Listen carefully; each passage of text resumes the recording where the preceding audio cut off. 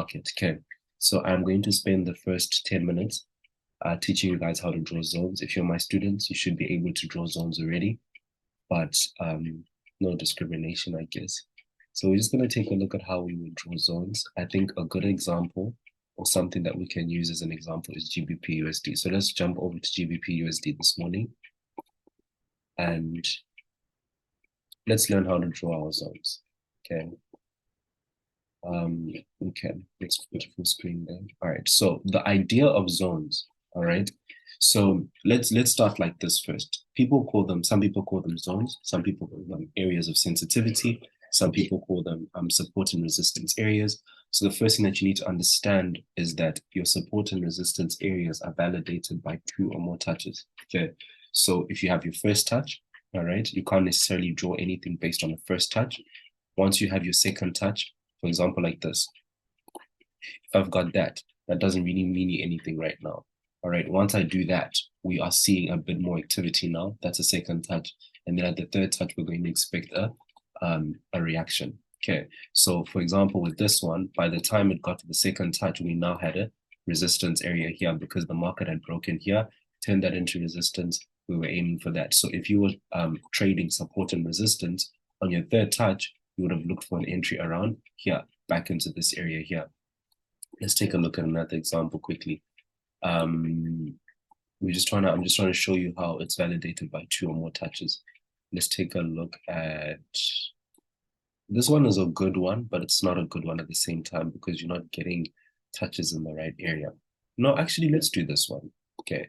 The reason why I'm doing this one is because here we have a bit of resistance. We have support here. And then here, of course, you're expecting a reaction. If you've done my lesson number 1, if you've done my lessons, we've already spoken about this kind of setup here. But what I want to focus on is this part over here where the part breaks out, where this breaks out here. What do you guys know about your support and resistance? If you have a support, all right, if you are trading a breakout, you need a breakout and a retest, and then you sell. You can't tell me that, okay, Matt, I would have gotten this wrong because I would have taken this as a breakout. You're taking it as a breakout based on what? You basically telling me that you are wanting to take a trade as soon as this candlestick closes. Look how big your range is for stop loss. That's too big. That's why people trade breakouts and retests, or even if you're looking at support and resistance areas, you need to make sure that it's been retested and the market is not coming back into that area. So let's take a look at this. If the market had done something like this, broken out, all right, retested, created a bearish candle, what does this mean for you now? This means that you are able to enter after that bearish candle. You've got a retest, the trend has been confirmed. Now you're putting your stop loss over there. Now imagine the person who opened without waiting for all that. They open after this over here. Their stop loss automatically has to be above this high here, because when the market goes above this high, what's actually going to happen is that the trend is going to get broken, retested, and then the market is going to push up. Do you guys understand what I'm saying? Let me make another example, a positive example, but it'll be positive in the perspective where you still make money, but your stop loss is too high. Look at the person who traded back into this area. All right, the market traded back above, and then they said, okay, after this bullish candlestick here, I am entering. Still, guys, your stop loss is still below here. So that's too big.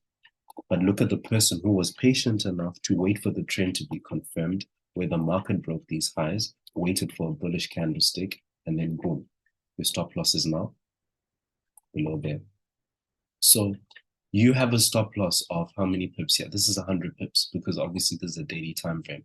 But the person who opened after that candle and put their stop loss below here has a stop loss of 267 pips. All right. So what you're doing is that you're using your support and resistance and your zones areas, and you're waiting for it to break out and retest and then get a confirmation for entry. Okay. Obviously, there are other times when you can enter your setups just by waiting for a break of a candle and then you push to the upside. That's okay. You can do that. But I prefer to wait for a breakout and retest and the zone to be confirmed. So here it was acting as a resistance. The market then broke above, acted as a support. And then this literally means that my trend has been confirmed, that if I come back and close below this area, these wicks here, if a candlestick comes to a close, that's now a break of structure. So now I can now look for sales. Okay, let's look at another example. So that was just an example to show you how your support and resistance areas are validated. Now, what I want to do with you is that I want to show you guys how I maneuver the market. And when I started trading, how I understood the market from a different perspective than I do today. Okay. When I analyze, and I remember when we first started these sessions, I used to do this with you guys because back then we used to analyze for like 2 hours in the morning and then we'll jump into the market. Now I'm a bit more busy, so I can't really do that all the time. But let's take a look at an example. This is the daily time frame. We have just turned our charts into a line chart. So what you're now going to do is that you're going to draw the zones or the areas that show the most action. All right, so I would call them areas of sensitivity. But again, it's still simply a support and resistance area. So if you remember when we started, I told you that I draw three. I draw a top one, a bottom one, and then I draw a middle one. So this would be regarded as probably my middle one. And then let's see over here. There isn't much going on to the left, but I can see there's a lot of activity over here. So what we're going to do is that we're going to use these three here at the bottom here to draw a zone. Okay. Let me take a look from the left if there's anything else that I missed. Do we want to use this one instead? I think this one is more sensitive here. All right. Now, you see with what I did there, it doesn't mean that the one that we had drawn before is less sensitive, but the one that we drew before, we can draw that as a line instead. Okay, I know it doesn't make as much sense because we're just looking at it from a perspective of lines. We can't even tell where the market is going or how the market reached, where it reached, reversal pattern or correctional pattern. But this is what I do first, all right? Or let me say this is what I used to do first before I got into any markets, because what I want to do is that with a line graph, guys, with a line chart, once it hits this area here, and I realized it didn't retest when it broke here, I know the market is coming directly here. I don't care about any candlesticks. So my line chart is putting things into perspective for me and giving me the overall direction.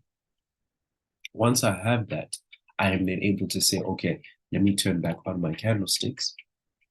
And then my candlesticks will give me the full information. That's where now I'm looking for, okay, where did the market break structure? Where is it that I now have to maybe refine the zone to make sure that it gives me the most touches, or whatever the case may be? All right. So your zones puts everything into perspective, and then you can start now with your strategy. Do I now want to use trend lines? Do I now want to add my supply and demand areas? Do I now want to add my whatever? So with my zones, what I do is that my zones help me with the overall direction, so I understand exactly what I'm doing and where I'm doing it. Okay. Let me go back to the lines again. Let's take a look at what happens here. From here, the market shoots down. How do I know the market is going to shoot down? Let's look at the confluences. What do you have as the market is here? 1, 2, 3, 4 touches. All right. So the market is refusing to come above this area here. If the market was to go down, where would it be going? I've got 1, 2. I'm expecting a third touch. You understand? Okay. Market is here. I'm seeing it bouncing up. Where is the market possibly going to come up? Well, what's this?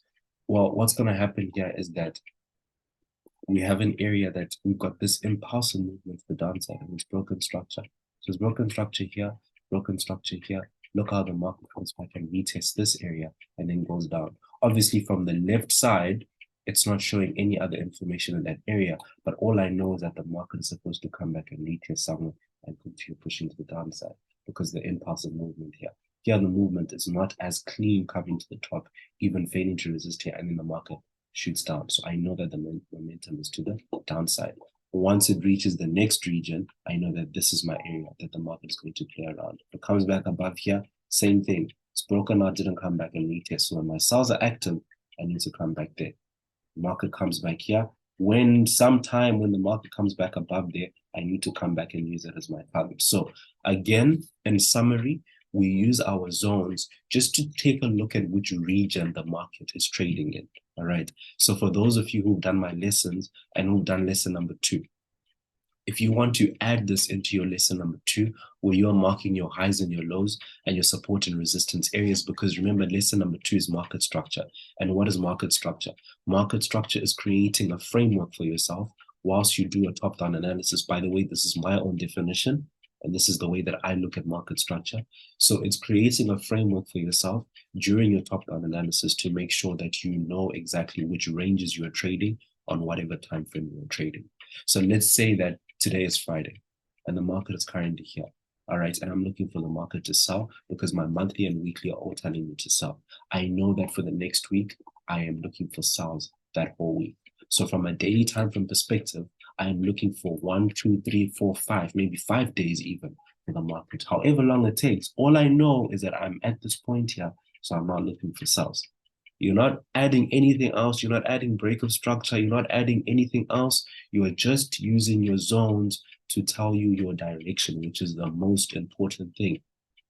So if you come onto the live sessions and you ask yourself how, I'm not tooting my own horn, or I'm not making myself feel special, but the proof is there. If you ask me, or if you're wondering how not every single time, maybe let's say 70%. I know it's more, but 70% of the time, how I'm able to tell you guys the direction of the market from a daily time frame perspective, or whatever time frame perspective, is because of my zones.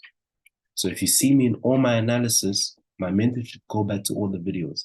I will start with my bigger timeframes and I will draw zones. My zones put everything into perspective so I understand the direction of the market. Okay. So I really wanted to teach you guys that today because I feel like that's something that's very important. If you understand your zones and where you've marked up your zones, these are regions. They're literally regions that show you where the market is going.